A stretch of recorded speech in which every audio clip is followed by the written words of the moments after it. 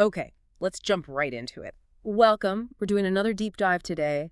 You've brought some really interesting source materials here, excerpts about the history, the origin of a country's name.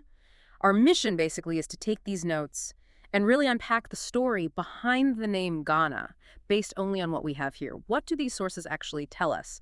Because there seems to be quite a powerful meaning hidden there. It's fascinating, isn't it? How a simple name for a place can, hold so much history. We're talking about the modern country, the Republic of Ghana, Hmm. usually just called Ghana. But these sources show it's not just a label, it's a direct historical connection.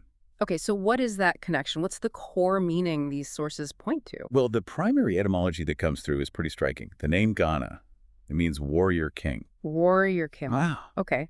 And the language. That comes from the Soninke language, Yeah. according to these texts, spoken in that region for a very long time. And crucially, the sources say Ghana wasn't originally the name of the land. It was a title, a powerful one. A title. Right. So a title for who? Who was this warrior king? The material points clearly to the ruler of the ancient empire of Ghana. These sources date its formation somewhere around 300 AD, became this major power in West Africa, lasted for centuries. Ghana was the title for their emperor. Right. Okay. And here's where it gets really interesting based on the info you shared. Because this ruler, the Ghana, was so influential, the empire so prominent, people outside the empire, allies, enemies, traitors, they started using his title to refer to the whole area he controlled. Is that right?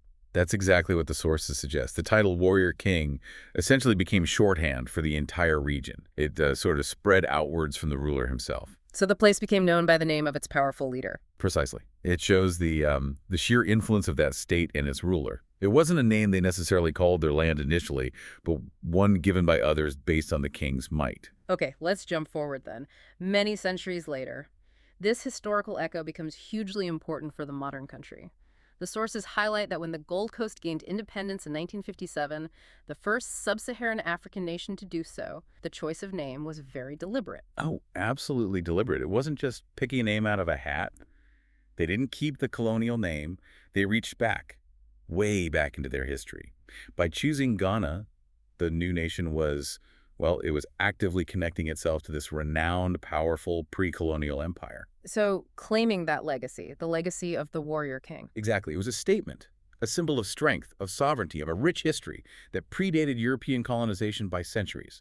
It was like reclaiming an identity through that name. A very powerful act. So, when we boil it all down from these sources, what this dive into the name Ghana really shows us is, well, it's how one word can carry so much weight. The legacy of an ancient empire, its warrior king, embedded right into the identity of a modern nation. A choice to honor that past. It really underscores how naming isn't just functional. It can be deeply political, cultural, a way to, assert who you are based on where you've come from. Okay, so we've looked through the sources. We've seen Ghana means warrior king. It's from the title of an ancient emperor.